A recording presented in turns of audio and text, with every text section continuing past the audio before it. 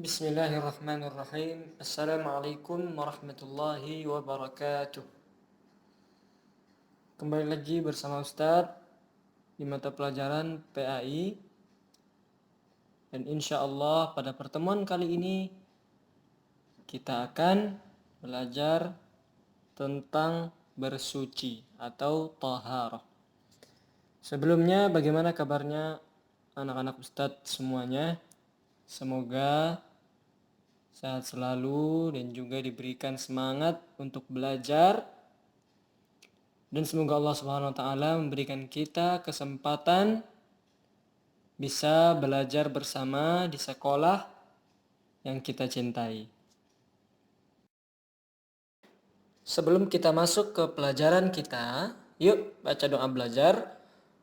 Sama-sama kita baca, Allahumma anfa'na bima 'allamtana wa 'allimna ma yanfa'una wa zidna 'ilma. Raditu billahi rabba wa bil islami dina wa bi Muhammadin sallallahu alaihi wasallam nabiyya. Pada pertemuan sebelumnya, anak-anak Ustadz, kita sudah membahas tentang apa? Tentang hadas. Ya, tentang hadas. Nah, sekarang kita akan membahas tentang najis. Najis dan juga macam-macamnya dan juga cara bersuci dari hadas dan najis. Najis, selain dikarenakan oleh hadas, seseorang bisa menjadi tidak suci karena adanya najis. Najis, apa itu najis anak-anak Ustadz? Najis adalah kotoran yang harus dibersihkan, baik itu dari badan kita atau pakaian atau tempat yang kita gunakan untuk aktivitas. Sampai sini paham anak-anak Ustadz? Kita lanjutkan. Najis itu ada berapa? 3 macam. Najis yang pertama yaitu najis yang berat, atau disebut juga najis mughaladzah. Contoh dari najis yang berat ini, dari najis mughaladzah ini, yaitu anjing dan juga babi. Ini contohnya. Ya. Kemudian kita masuk ke najis yang kedua. Najis yang ringan. Nama lainnya adalah najis mukhaffafah. Ya, najis ringan. Contohnya apa Ustadz? Contohnya kencing anak bayi yang belum makan. Yang belum makan makanan selain air susu ibu. Kemudian kita masuk ke najis yang ketiga, yaitu najis pertengahan. Tadi ada najis berat, kemudian yang kedua najis ringan. Nah, yang ketiga ini najis pertengahan. Ya, disebut juga najis mutawassithah. Najis yang pertengahan.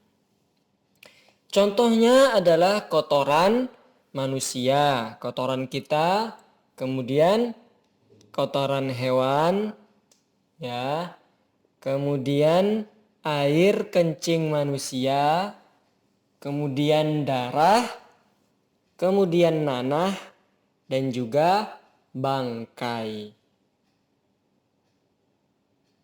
Bersuci dari hadas dan najis dapat dengan air. Ini harus diperhatikan. Jadi bersuci dari hadas dan najis dapat dengan air. Atau bisa juga dengan debu yang suci. Bisa juga dengan daun atau tisu.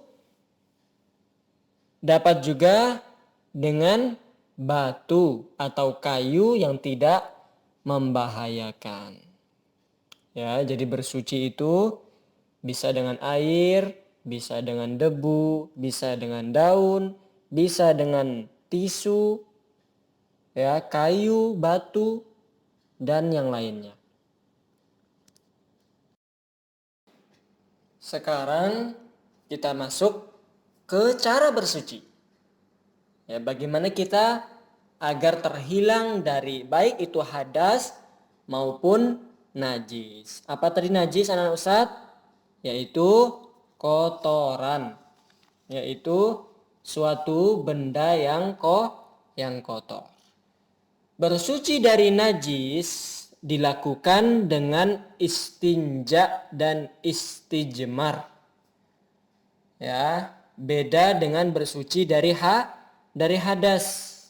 Kalau bersuci dari hadas dilakukan dengan wudhu atau mandi atau juga tayamum. Kalau bersuci dari najis yaitu dengan istinja dan istijmar. Kemudian kalau yang bersuci dari hadas itu dengan wudhu atau mandi atau tayamum. Apa itu istinja dan istijmar Ustadz? Nah, sekarang kita masuk ke pengertian dari istinja dan istijmar. Istinja adalah membersihkan kubul dan dubur dari najis. Nah ini harus diingat-ingat. Apa bedanya istinja dengan istijmar? Kalau istinja itu membersihkannya dengan menggunakan air. Dengan menggunakan air baik setelah BAB atau BAK. Buang air besar atau buang air kecil. Caranya, bagaimana caranya Ustadz? Yaitu dengan mencuci bersih sisa najis yang tadi menempel dengan air yang suci sampai hilang bau dan warnanya. Sampai sini paham anak-anak Ustadz? Jadi harus hilang itu bau dan juga warna dari najis tadi dengan menggunakan air. Namanya apa? Istinja. Sekarang kita masuk ke pengertian dari istijmar. Tadi ada istinja, ada istijmar. Istinja tadi udah kita pelajarin. Sekarang kita masuk ke istijmar. Apa itu istijmar? Istijmar itu pengganti istinja. Harus diingat. Istinja tadi menggunakan air. Berarti kalau istijmar tidak menggunakan air. Yaitu membersihkan kubul dan dubur dari najis dengan benda selain air. Setelah buang air, baik itu buang air besar atau buang air kecil. Istijmar dilakukan dengan benda yang suci dan tidak berbahaya. Seperti contohnya batu, daun, atau kertas, atau yang lainnya. Sampai sini paham anak Ustadz? Ya. Sekarang kita masuk ke cara bersuci dari hadas. Kalau bersuci dari najis tadi dengan cara istinja dan istijmar. Berbeda dengan cara bersucinya ketika kita mendapatkan hadas. Cara yang pertama yaitu wudhu. Dengan cara kita wudhu. Yaitu membersihkan anggota badan tertentu dari najis dan hadas kecil dengan menggunakan air. Kemudian yang kedua mandi. Mengguyurkan air ke seluruh badan untuk menghilangkan najis dan juga hadas besar. Ada satu lagi, yaitu dengan cara tayamum. Tayamum itu apa Ustadz? Tayamum itu ialah mengusapkan anggota badan tertentu dengan debu atau tanah yang suci untuk bersuci dari hadas kecil atau hadas besar. Apa itu hadas kecil? Apa itu hadas besar Ustadz? Kita sudah pelajari pelajaran sebelum ini. Tayamum pengganti dari wudhu dan mandi. Kita boleh bertayamum ketika tidak menemukan air.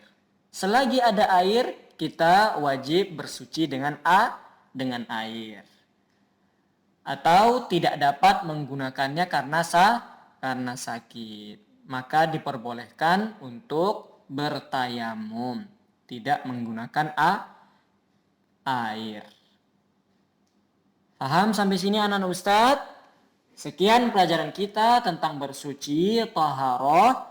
Semoga anak-anak semuanya paham dengan penjelasan Ustadz. Kita tutup dengan doa kafaratul majlis. Subhanakallahumma wa bihamdika asyhadu an la ilaha illa anta astaghfiruka wa atubu ilaik. Assalamualaikum warahmatullahi wabarakatuh.